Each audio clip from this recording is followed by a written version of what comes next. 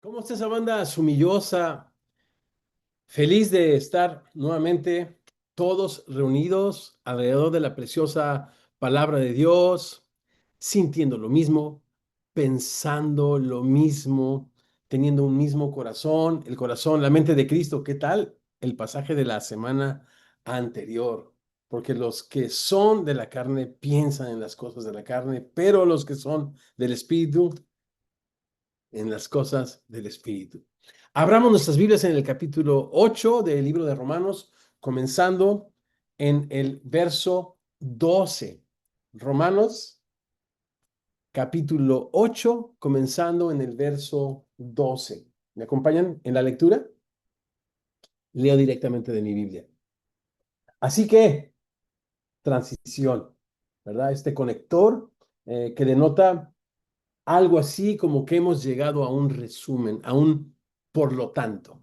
Así que, hermanos, deudores somos, no a la carne para que vivamos conforme a la carne, porque si ustedes viven conforme a la carne, morirán. Mas si por el Espíritu harán morir las obras de la carne, o mejor dicho, si por el Espíritu hacen morir las obras de la carne, vivirán. ¿Me acompañan a tener juntos una palabra de oración? Señor precioso, te damos gracias por esta oportunidad que tú nos das de escuchar tu voz. ¡Qué milagro! Llegaría el día y ahora es cuando los que estuvimos muertos escucharíamos tu voz y viviríamos. Señor, abre nuestros ojos para que veamos en tu preciosa palabra las maravillas de tu ley y contemplando, Señor, en ella tu gloria como en un espejo, sigamos siendo transformados como a tu imagen, como por tu precioso Espíritu. Oramos en tu nombre y tus discípulos, Señor, hombres y mujeres, decimos así sea. Amén y amén. Es difícil pensar, chicos, en otro pasaje que describa con tanta claridad lo que significa ser cristiano como estos primeros 11 versos del capítulo 8 de Romanos. ¿No les parece? La condenación es cosa del pasado para los que estamos en Cristo, aquellos que comenzamos a experimentar una poderosa transformación interna que nos lleva a enfrentar y a vencer el poder implacable del pecado y de la muerte. Y todo esto, porque Dios en su gran misericordia nos amó tanto que envió a su único Hijo a morir en una cruz para reconciliarnos consigo, a fin de que la justicia de la ley, verso 4, ¿se acuerdan? Se cumpla en nosotros. Y ahí es donde reflexionamos que no solamente fuimos salvos de algo, sino fuimos salvos para algo. Y el argumento sigue, ¿se acuerdan? Abriendo ante nuestros ojos con toda su belleza como una flor. Y en el verso 5 se nos dice que la gran diferencia entre el cristiano y el que no lo es el destino eterno de su alma. Vida y paz con Dios caracteriza a los que piensan, se ocupan, actúan, viven bajo el régimen nuevo del Espíritu, aquellos que buscan en todo agradar a Dios. A veces no conectamos esta idea de soy cristiano y vivo para la alabanza de su gloria, como dice Efesios 1:6, o para agradar a Dios, como dice el verso 8 de este capítulo.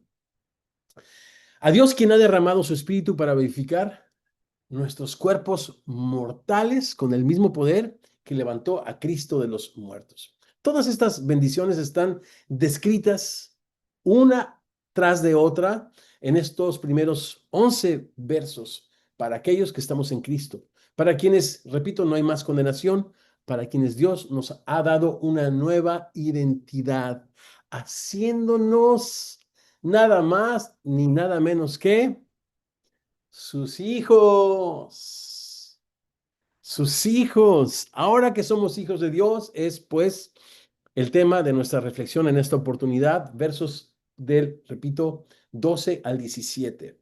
En primer lugar, consideremos el precio, versos 12 al 13. ¿Quién lo pagó? En segundo lugar, consideremos su amor, pero con S mayúscula, ¿verdad? El amor de Dios, versos 14 al 16. Y finalmente, Ahora que somos hijos de Dios, consideremos nuestra responsabilidad, la razón, el para qué, ¿verdad? Verso 12, ¿me acompañan nuevamente? Así que, expresión conclusiva, hermanos, deudores somos, no a la carne para que vivamos conforme a la carne. Pablo nos presenta esta enfática conclusión con la que nos hace a todos los cristianos, me refiero a los creyentes descritos en estos versos, responsables. De tal forma, hermanos, que estamos en la obligación de corresponder, es lo que yo escucho cuando leo este verso 12. Estamos en la obligación de corresponder, es lo que significa, pues a lo que Pablo se refiere con la expresión deudores somos. Pero, hey, ¿corresponder a quién? ¿A qué? No a la carne, ya que nada en nuestra naturaleza, en nuestros esfuerzos humanos, en nuestro linaje, en nuestra supuesta piedad, podría darnos tan grande y honroso privilegio de ser llamados hijos e hijas de Dios. Deudores somos, pero no a la carne. ¿Qué podría haber hecho nuestra carne?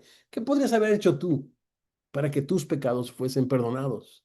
¿Qué pudiera haber hecho yo? ¿Qué podría haber hecho cualquiera para ser pasado de muerte a vida? Para ser el lugar mismo donde Dios ha decidido habitar y desde donde quiere manifestar su gloria y su bondad al mundo. Deudores somos, pero no a la carne. Nuestra obligación no es hacia nuestra carne, hacia esta fuerza intangible y maligna que tiene el poder, pero ya no tiene la autoridad, ninguna autoridad sobre nosotros. Aún así, ¿podría alguien pensar en la locura de seguir en deuda con su carne? A estas personas Pablo les dice, verso 13, o les recuerda, verso 13, porque si ustedes deciden pagarle a la carne, darle crédito a la carne, seguir viviendo orientados, siguiendo los apetitos de esta naturaleza carnal, autodestructiva, diabólica, perversa, morirán.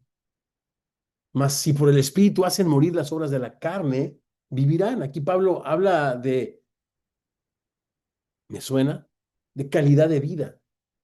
Si viven de acuerdo a su carne, terminarán cada día más lejos de Dios. Pero si viven en el Espíritu, que ahora está en ustedes, aquel que tiene tanto el poder como la autoridad de su mente, de su alma, de sus acciones, de su corazón, la vida que vivan, la vivirán en comunión y para la gloria de Dios, trayendo literalmente el cielo a la tierra. Miren lo que dice Proverbios 11:19, como la justicia conduce a la vida, los que viven según el Espíritu. Así, los que viven en la carne, el mal, el que sigue el mal, lo hace para su muerte. Déjame leerlo otra vez. Como la justicia conduce a la vida, así el que sigue el mal lo hace para su muerte. O, Gálatas 5:24, los que son de Cristo hemos crucificado nuestras pasiones, o la carne, mejor dicho, con nuestras pasiones y deseos. Estar en deuda no apaga la gracia, eso es importante. ¿No? No es que nos estamos ganando el cielo. No apaga la gracia, la hace brillar. No le debemos nada a la carne, pero sí al amor que nos rescató. Y es ese amor que nos constriñe, que nos impulsa a devolver en obediencia un poco de lo mucho que Dios nos ha amado. Bien, ahora que somos hijos de Dios, en segundo lugar, versos 14 al 16, consideremos su amor. Porque todos los que somos guiados por el Espíritu de Dios, estos somos hijos de Dios. Muy probablemente, y esto no solamente me suena a mí, sino le suena a muchas personas estudiosas y a muchas más verdaderos eruditos de la Biblia, Pablo escribe estas líneas teniendo su mirada puesta en el evento más importante de la historia del pueblo de Israel, cuando Dios le redime de la esclavitud de Egipto. ¿Cómo? Haciéndole su hijo. Por eso se fijan en la continuación de la historia. Es una historia que corre de pasta a pasta. Éxodo 4, versos 22 y la primera parte del 23 dice, y dirás a Faraón, Jehová ha dicho así, Israel es mi hijo, mi primogénito. Ya te he dicho que dejes ir a mi hijo para que me sirva. Ahora, por otra parte, ser guiado por el Espíritu no significa buscar experiencias místicas, sino vivir en obediencia diaria, haciendo morir lo que desagrada a Dios, tal y como Pablo lo escribe en Gálatas 5:16, anden en el Espíritu otra vez y no satisfagan los deseos de la carne. Esta guía en ninguna manera es un requisito, ¿verdad? Para ser hijos e hijas de Dios. Ya lo dijimos, 1 Juan 3:1, más bien enfatiza en el hecho precioso. Mirad cuál amor nos ha dado el Padre para que podamos ser llamados hijos e hijas de Dios. Así es de que no es un requisito, al contrario, es una evidencia, ¿verdad? La guía de la que habla la Biblia tampoco significa simplemente voy a buscar la guía de Dios para recibir dirección en momentos de desafío o frente a decisiones importantes. Es un proceso continuo de transformación, mientras como hijos disfrutamos de la más cercana, íntima, estrecha, verdadera comunión y relación con nuestro Padre Celestial. Mira lo que dice 2 Corintios 3:18. Somos transformados. Los que son hijos de Dios son guiados por su Espíritu. Esto significa que somos transformados de gloria en gloria en la misma imagen como por el Espíritu de Dios. Esto es lo que oramos, ¿verdad? Los semillosos cada que abrimos la palabra de Dios. Señor, sigue transformándome a la imagen de tu Hijo, Señor, como por tu Espíritu.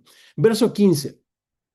Pues no han recibido el espíritu de esclavitud para estar otra vez en temor, sino que han recibido el espíritu de adopción por el cual todos clamamos, Abba, Padre.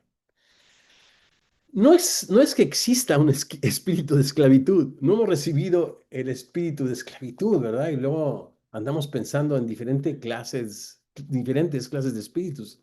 Sino, como lo usa Pablo aquí en este lenguaje, es algo así como para contrastar o para resaltar la idea de que donde está el Espíritu de Dios, también dice 2 Corintios 3, hay libertad. Lo usa, repito, para resaltar la libertad y el gozo, no la esclavitud y el temor en la que vivía el pueblo de Israel bajo el régimen de Faraón en nuestra carne, en nuestro caso, el régimen de la carne, ¿no? Sino el Espíritu de Dios trae gozo y verdadera libertad, libertad para acercarnos a Él, para tener comunión y experimentar esta guía y esta transformación. Ahora, hablemos un poquito de la adopción.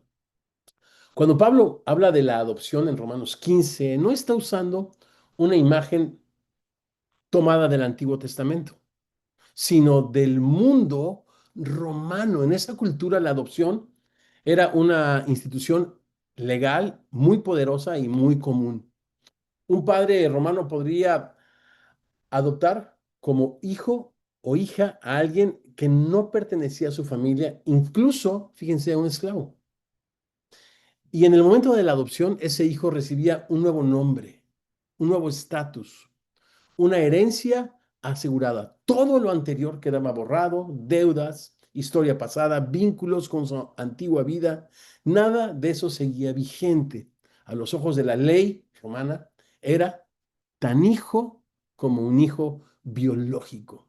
Los creyentes del primer siglo a los que Pablo se dirige en esta carta conocían bien esta figura, este proceso.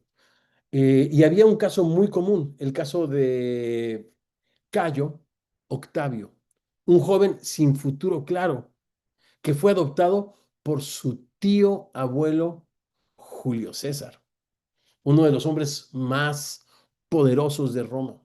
Con la adopción, Octavio recibió un nuevo nombre, que fue Cayo Julio César Octaviano, junto con derechos, estatus y una herencia que transformaron por completo su destino. Más tarde, ¿verdad? Después de una serie de situaciones, él sería conocido como el gran César Augusto o Augusto exaltado.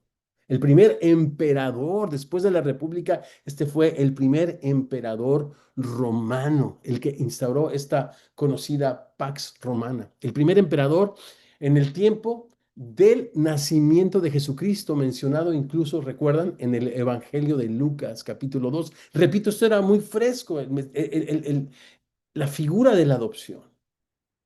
Y eso es lo que Dios ha hecho con nosotros. No somos simplemente personas perdonadas. Hemos sido adoptados, hechos hijos de Dios con todo el derecho y privilegio que esto implica. Ya no vivimos bajo la sombra del miedo ni la esclavitud del deber, sino que el mismo Espíritu que habitó en Cristo, el Hijo unigénito de Dios, ahora habita en nosotros. Y es por ese espíritu de adopción que clamamos desde lo profundo de nuestro corazón, con ternura, espontaneidad, sentimiento y amor. Abba Padre. Esta expresión no era usada en las ocasiones, en las oraciones judías de la época. Esta, repito, no era una expresión, pero tampoco era una expresión muy formal, sino es una expresión eh, aramea que se usaba en el contexto familiar íntimo. Era una expresión llena de afecto y confianza. Y lo más asombroso que fue que fuera de este pasaje y su paralelo, por supuesto, en Gálatas 4:6, solo se encuentra en la boca de Jesús en el momento más vulnerable de su vida, cuando oró al Padre antes de enfrentar la cruz. Padre precioso, papito bueno, Abba, Padre. Una expresión, repito, espontánea, familiar, íntima. Verso 16. El Espíritu mismo da testimonio a nuestro espíritu que somos hijos de Dios.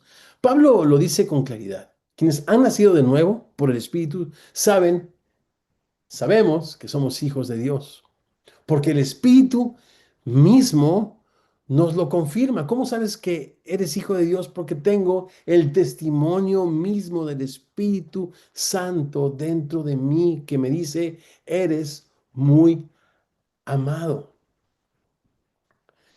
Imaginemos a un niño adoptado que al principio sabe de su adopción y duda, pero con el tiempo, al escuchar una y otra vez el testimonio de tu padre, te amo, tú eres mi hijo, llega a creerlo con todo su corazón.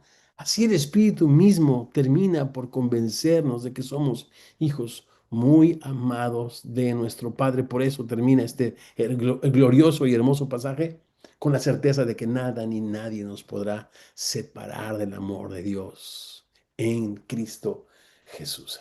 ¿Has escuchado el testimonio del Espíritu dentro de ti? Puedes tener la certeza que tú eres hija de Dios, que tú eres hijo de Dios. Ahora que somos hijos, y para terminar, tercera parte de nuestra reflexión antes de ir a conversar, verso 17, y si hijos también herederos, herederos de Dios y coherederos con Cristo, si es que padecemos juntamente con Él, para que juntamente con Él seamos glorificados. Vaya verso, y el que viene para la semana que entra, uff. Sigue este precioso y maravilloso clímax en el capítulo 8 de Romanos. Y escribí algo que quisiera leerles antes de ir a nuestras conversaciones, si les parece. No hemos sido adoptados solo para ser amados, sino para compartir la gloria y el llamado del Hijo. Nuestra herencia no es solo espiritual o futura, sino el cumplimiento del plan de Dios para restaurar y gobernar el mundo a través de su Mesías. En la cultura romana, el hijo adoptado heredaba todo lo del Padre. En el reino de Dios heredamos con Cristo mismo, Romanos 8:17. ¿Y qué hereda el hijo? Salmo 2.